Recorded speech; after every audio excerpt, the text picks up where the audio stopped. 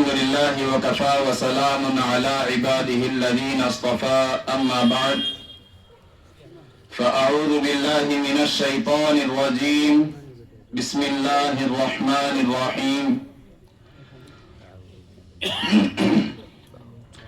من يرد الله به خيرا يفقهه في الدين وقال النبي صلى الله عليه وسلم خيركم من تعلم القرآن وعلمه او كما قال عليه الصلاة والسلام۔ محترم سامعین و عزیزان گرامی، سب سے پہلے ہم اللہ کے دربار میں سجدہ شکر بجا لاتے ہیں کہ اللہ نے اپنے عظیم و پاکیزہ دین کی خدمت کے خاطر ہم جیسے نااہلوں کو منتخب فرمایا۔ امت کے نونہالوں اور امت کا یہ عظیم سرمایہ ان معصوم بچوں کے ذہنوں اور سینوں میں قرآنی تعلیمات اور ان کے سینوں میں قرآن کو راسخ کرنے اور عقیدہ وحدانیت اور عقیدہ ختم نبوت کو ان کے سینوں میں جمانے اور مضبوط کرنے کے لیے اللہ نے ہمیں توفیق بخشی ہے۔ یہ یقیناً ہماری سعادت مندی ہے اور ذخیرہ آخرت ہے۔ اس پر ہم اللہ کا لاکھ شکر ادا کریں گے۔ اگر ہم اللہ کا لاکھ شکر ادا کریں کم ہی نہیں کہ اللہ کی مبارک ذات بے نیاز ہے، اسی طرح اللہ کا یہ مبارک دین بھی بے نیاز ہے، اور اللہ تعالیٰ اس کائنات میں اپنے دین کے تحفظ کے لیے جس سے چاہے کام لے سکتا ہے،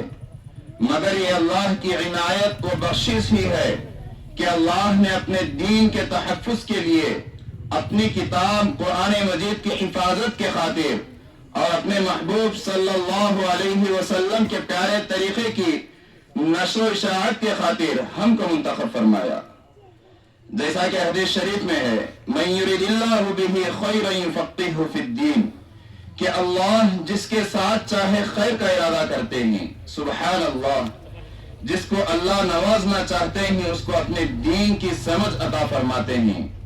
اور ایک جگہ آپ صلی اللہ علیہ وسلم کا ارشاد ہے خیرکم من تعلم القرآن وعلمہ، کہ تم میں سے بہترین وہ ہے جو قرآن کو سیکھے اور سکھائے۔ محترم دوستو، اللہ تعالیٰ نے قرآن میں فرمایا اِنَّا نَحْنُ نَزَّلْنَا الذِّكْرَ وَإِنَّا لَهُ لَحَافِظُونَ، کہ اس کتاب کو ہم نے ہی نازل کیا ہے اور ہم ہی اس کتاب یعنی قرآن مجید کی حفاظت کی ذمہ داری لیتے ہیں۔ اللہ کا ایک غیبی نظام ہے کہ اللہ نے اپنے کتاب قرآن مقدس کی حفاظت کے خاطر ان معصوم سینوں کو منتخب فرمایا ہے، مگر افسوس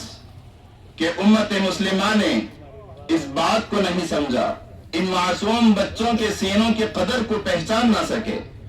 ان سینوں کو قرآن سے خالی رکھا، سنتوں سے خالی رکھا، اور اسلام کے دشمن یہود و نصارہ نے اس بات کو اچھی طرح سمجھا، ان معصوم سینوں کی قدر کو پہچانا۔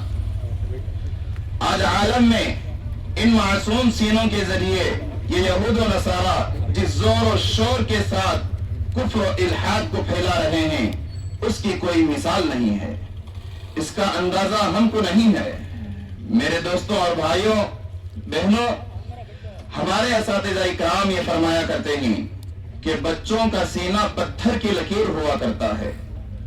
بچپن کی حالت میں جو بات ان کے دلوں میں ڈالتے ہیں وہ ویسے ہی ان کے سینوں میں راسخ ہو جاتی ہے، جم جاتی ہے۔ اگر بچپن کی حالت میں ہم ان سینوں میں خدا کے ایک ہونے کے عقیدے کو بٹھائیں، محمد عربی صلی اللہ علیہ وسلم کے آخری نبی و رسول ہونے کے عقیدے کو بٹھائیں، پھر وہ دنیا کے کسی بھی حصے میں جائیں، بڑے ہو کر جو کچھ بھی بن جائیں، جس شعبے میں چاہے لگ جائیں، دنیا کی کوئی طاقت ان کے سینوں کے یہ عقیدے کو ختم نہیں کر سکتی۔ اللہ ہمیں اپنے نسلوں کے سلسلے میں دین کی فکر کرنے کی توفیق عطا فرمائے، آمین۔ عزیزان گرامی، آج کا ہمارا یہ اجلاس اور یہ محفل بڑی بابرکت اور بارونق ہے،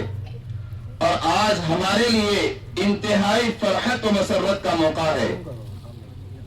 کہ سال بھر کی محنت اور کاوشوں کے بعد ایک نتیجہ سامنے آنے والا ہے، سال بھر کا ثمرہ سامنے آ رہا ہے۔ اس بات میں کوئی شک نہیں ہے کہ اس مبارک کام کا اصل ثمرہ و نتیجہ اللہ ہمیں آخرت میں اپنے شایان شان عطا فرمائیں گے انشاءاللہ۔ مگر اس دنیا میں عارضی طور پر ان بچوں کی حوصلہ افزائی اور ان کی ہمت کے لیے جو آج کا یہ اجلاس منعقد کیا گیا ہے، یہ ہمارے لیے بڑی فرحتوں اور مسرتوں کا موقع ہے۔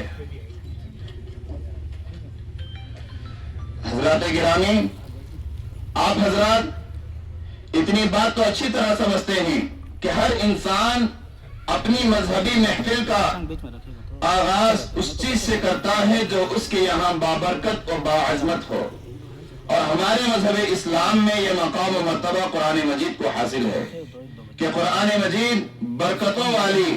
عظمتوں والی، شان و شوکت والی کتاب ہے، اور حدیث پاک میں بھی آتا ہے، یعنی ہر وہ کام جو اللہ کے نام کے ساتھ، نام کے بغیر شروع کیا جائے تو وہ کام ادھورا رہتا ہے۔ چنانچہ ہم بھی اپنے اس اجلاس کا آغاز کائنات کی عظیم کتاب قرآن مقدس سے کرنا چاہتے ہیں، تو میں تلاوت کلام اللہ کے لیے محمد سجاد کو دعوت دیتا ہوں، محمد سمیر کو دعوت دیتا ہوں کہ وہ آئیں اور تلاوت کلام اللہ سے اس مجلس کا آغاز شروع فرمائیں۔